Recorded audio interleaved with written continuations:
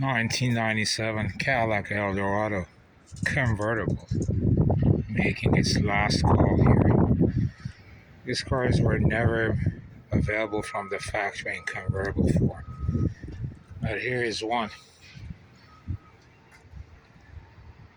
A rarity for sure, because these were custom made and very costly to make. But it has gotten no love or care, which is pretty sad considering the amount of money spent to have this done. Yet nobody gave a damn about this car. And it is here now, getting ready to go to the crusher.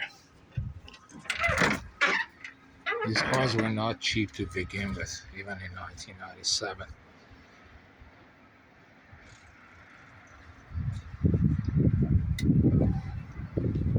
Pretty sad shape. Looks like it's been abandoned for a long time.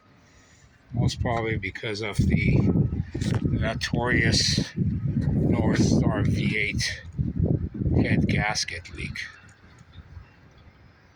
This is what happens when cars like this end up in the hands of third and fourth owners. They don't value anything. They just drive it until the car quits. This is exactly what happened to this 97 Eldorado convertible.